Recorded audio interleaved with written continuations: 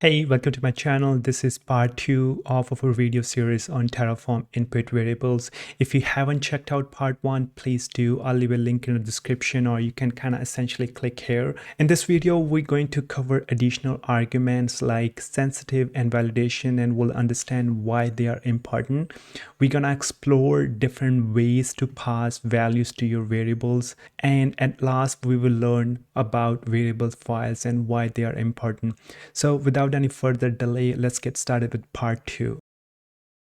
Now we have another important argument within the variable block is validation block. Validation allows you to define validation rules, which kind of ensures that only a particular type of values would be accepted for the variable, and that could be used within your configuration. Here we're looking at example instance type variable, which is a string type, and we have validation block in place, which is gonna check that we only enter 3 values for our data type, for our variable type, and those are t2 micro, t2 small, and t2 medium.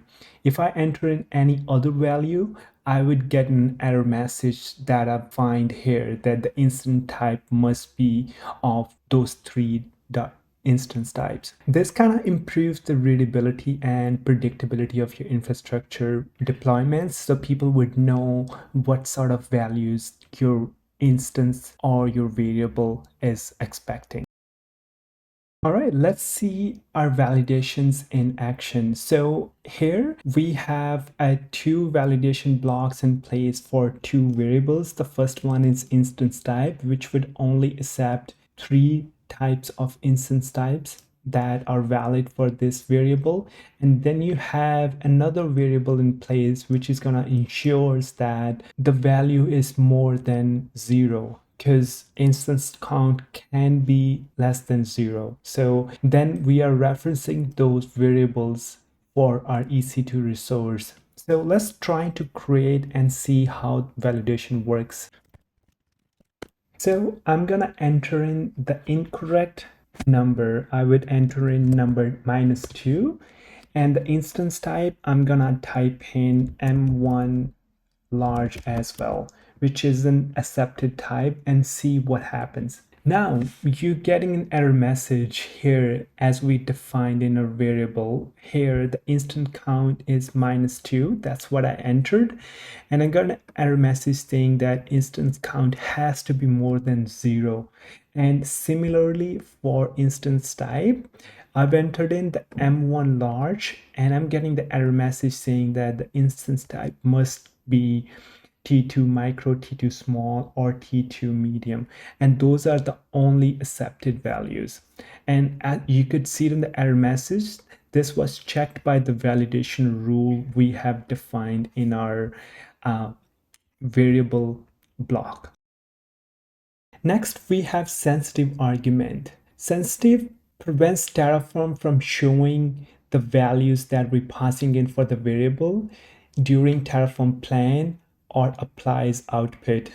This is good whenever you're passing in any password or API keys that you don't want to have it outputted in your Terraform apply or plans output. So this is how you do it. You define the variable name, and then you use the keyword sensitive, and you define it as either true or false. So if I put it in true, my DB password would not get outputted when the Terraform plan happens. So let's see that in action. To keep things simple, I'm using the same variable that we've been using so far, instance type, but I've defined a sensitive argument for this one and set it to true so that its value won't get outputted when I run Terraform plan. And I'm referencing that variable below when I'm creating EC2 instance. Let's run Terraform plan. I'm typing in the value. As you could see, already seeing this key icon. So the value I'm gonna type in, I won't be able to see it on my screen either. It would be hidden. and value has been passed to it. And if I go into my resource properties and trying to see its value that I passed, it's not showing up here. I cannot see the instance type, the value I've just passed using the variable, because I've set it to sensitive as true, which means the output of this variable would be hidden.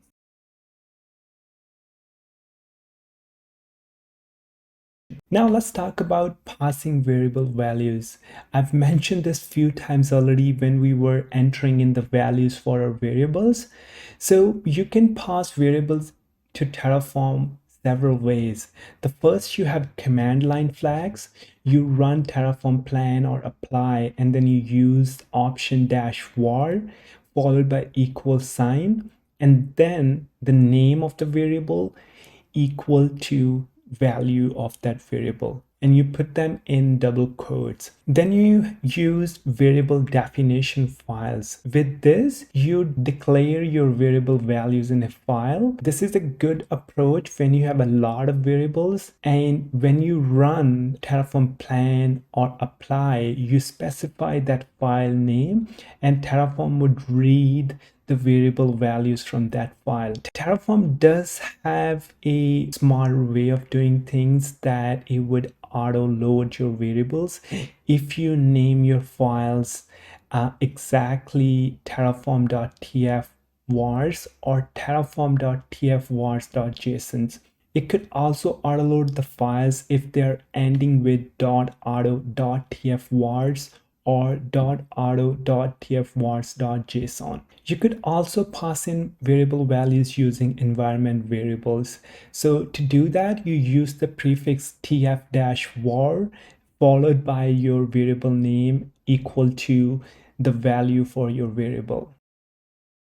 Now let's demo the different ways of passing in the variable values to your configuration. First, we're going to demo using -var option. For this, we have three different type of variables that we will be using: instance type, which is the string type; instance count, a number type; and then we have a security group, which is a list of strings. And we are creating EC2 instance. So let's run Terraform plan using -var option.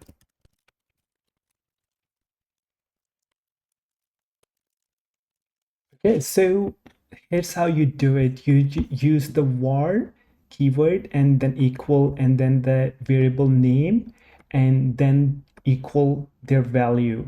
And you do the same for all the variables that you want to declare or pass in their values. So we had three, so we're using passing in the value for all three variables. The syntax would vary on how you define in the values. Here I could have put them in a double quotes, but it's okay for string, but you can't do that for strings. You'd have to put them in square brackets here. And if you're loading in objects or map type, you would have to use those curly braces. So we have defined our variable values. So let's run this one. Oh, there's a syntax error here somewhere. Let me quickly do that. Oh, I didn't close this variable. Now let's run it. Should have gotten the instance type and number of resources we are creating. It's creating one. That's what we defined in our variable, and the instance type is also defined using the variable. Now we're going to use .tfvars file to pass in our variable values. So first I will create a file. I would just name it tfvars.tfvars. It should end with .tfvars, otherwise you may run into some errors. So we're gonna define a values for our variables. I'm just gonna grab the names of my variables, security group, and instance type as well. Okay, so I've using this file, all the variables names are here, and I'm using their values. I've defined their values that I wanna have for my variables. For instance count, it's gonna be 1. security group, which is a list type, I had to use a particular syntax and put the values within the square brackets and separate them using comma, I mean. And then you have a string type, for instance, and I type in the value for it. So let's run this Terraform now. I run Terraform plan, and I would have to define the file location. In this case, it's just sitting in my current working directory, so I would just do that. And it would have loaded all the values from my var file now. So as you could see, the instance type has been copied over or picked up by the resource. Similarly, the number of the resources that it is creating. What if I name this file to something that Terraform autoload, and let's see what happens then.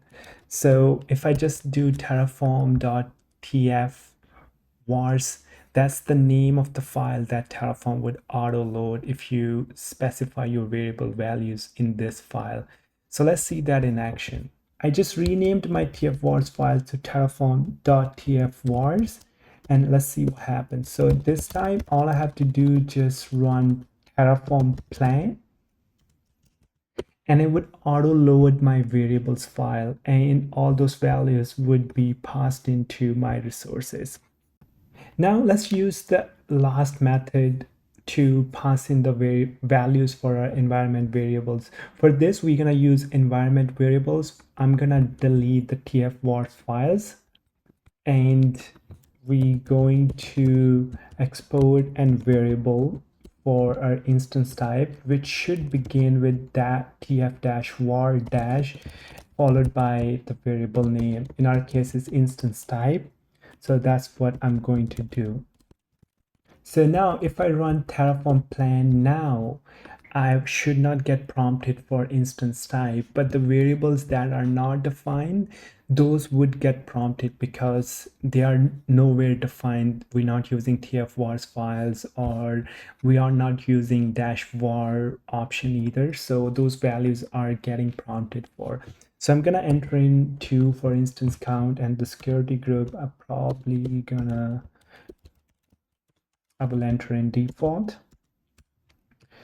So I didn't get prompted for instance type because it was getting picked from my environment variable that I defined. So yeah, that's another way you could define your variable values, and Terraform would pick those up for the resources that it's creating.